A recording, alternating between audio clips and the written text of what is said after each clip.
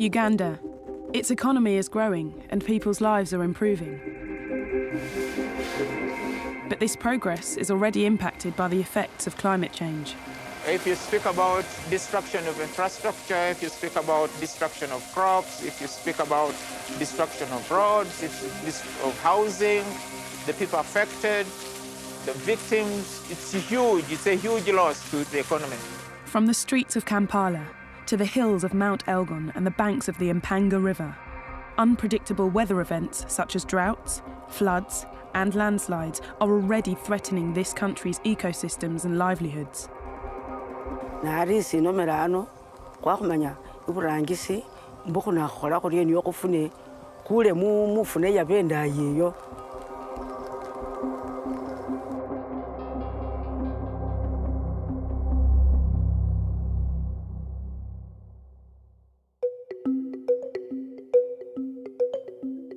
Uganda's population is rapidly increasing.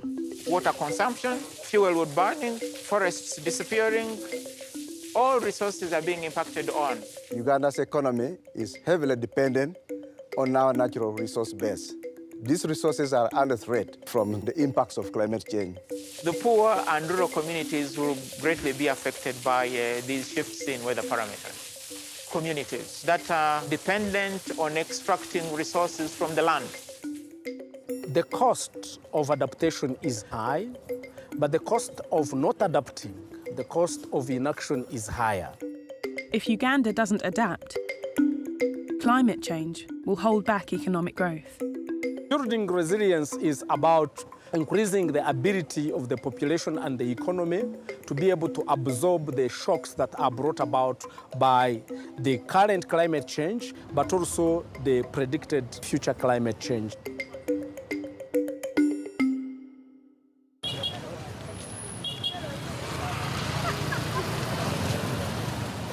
In Uganda's capital, Kampala, home to 1.5 million people, climate change is already making life much more difficult for many. In the past 15 years, flooding has increased, adding pressures to a city which is already struggling from a growing population. Kampala is made up of hills and valleys. So most of the settlements have gone upslope. So whenever it rains, there is a lot of water that is coming from these rooftops on the hill slopes.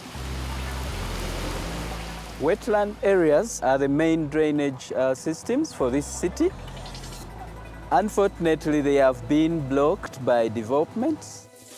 People are building in wetlands largely because there is no alternative. There is no land available for these people to live. Flooding also causes water pollution, as sewage plants overflow and contaminated runoff makes its way to Lake Victoria. This in turn leads to serious health problems, such as cholera. Abaana tebasoma, endwadde zituluma, ebintu byaffe byafa, ate nga tetulina busobozi bubizzaawo mangu. Then the floods came here, it was very, very, very full. Students couldn't sit in the classes. Even the teachers couldn't teach. So the school stopped. The city's transport networks are also at the mercy of flooding. Kampala is the center of the whole country. Most of the economic activities, industrialization and shopping is around. Those flooding zones are the arteries to other parts of the country. And therefore, when it floods, it's like cascading across to all other sectors of the economy, and the county comes to standstill. But there are measures that the city's planners can take to prepare for an uncertain climate ahead. Measures that will benefit Uganda's population even if the climate stabilises. Both the private sector and the government have a role to play. We already have a cabinet directive to cancel all titles in wetland areas. We are prioritizing these areas for green parks and also for drainage systems. It will require both public and private sector investment to make the city's whole infrastructure more resilient. To make this happen, there needs to be a new mindset which prioritises public interests over private gains.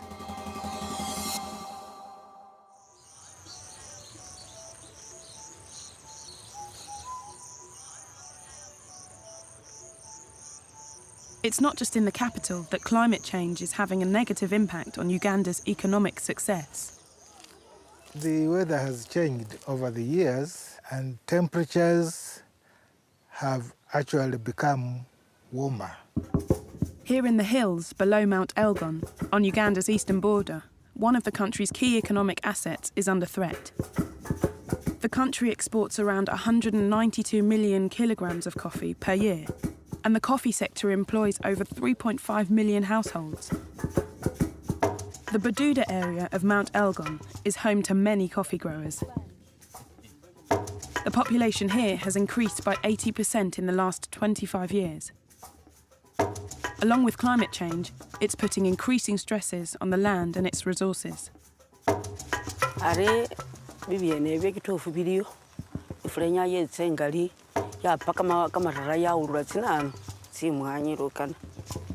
The areas that are suitable for coffee growing are reducing with increasing temperatures. It is predicted that by 2050, the income that is coming from coffee could reduce by 50%. Arabica coffee, in particular, is very sensitive to temperatures. Very sensitive to temperatures. And given that the temperatures have changed, then increasingly the land area suitable for Arabica coffee growing is shifting altitudinally, going up. As we move up, we are cutting more trees from the national park to enable people get livelihood, planting, cropping and so on. So it's going to increase on the effects of climate change as we move up, because a lot of trees are going to be destroyed in favor of settlements. Landslides regularly reap devastation across the Bududa district, leaving death and chaos in their wake.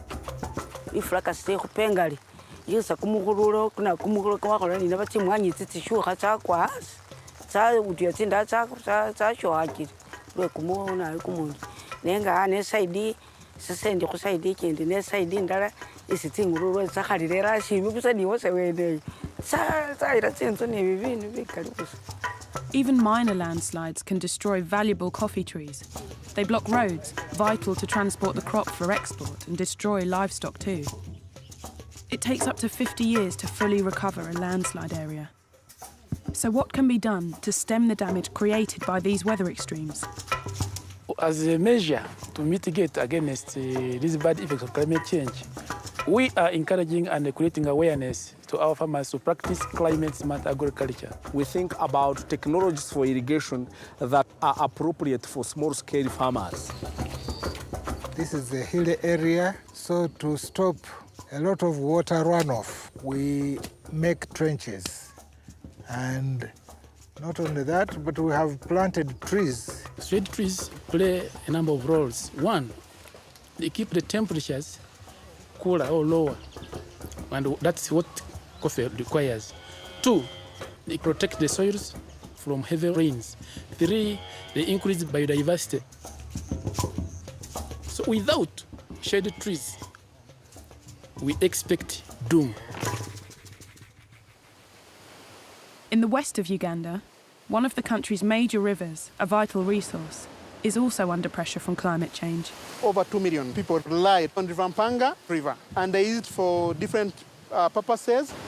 There is hydropower generation. There are farmers who use the river for irrigation and watering their animals. We have those who use water for domestic use. Then we have industries and other purposes. But the area's water resources are under threat. Sudden, heavy rains wash silt into the water in the towns, making it undrinkable. In other areas, decreasing rainfall means that the river level is dropping. The water levels are changing because, one, cultivation of crops by farmers up to the brim of the river. Number two is burning. When it rains after burning, still siltation takes place. Number three is grazing cows or watering cows into the river. The Mpanga River is also vital for generating electricity. This power station is operating under capacity. One of the reasons is not having adequate water to run the turbines because of fluctuation of water in the Mpanga River. When it comes to the dry spell, they are worse than they used to be. the water can reduce it to the lowest levels. Reducing the impact of climate change on the Mpanga River is going to need action on all levels.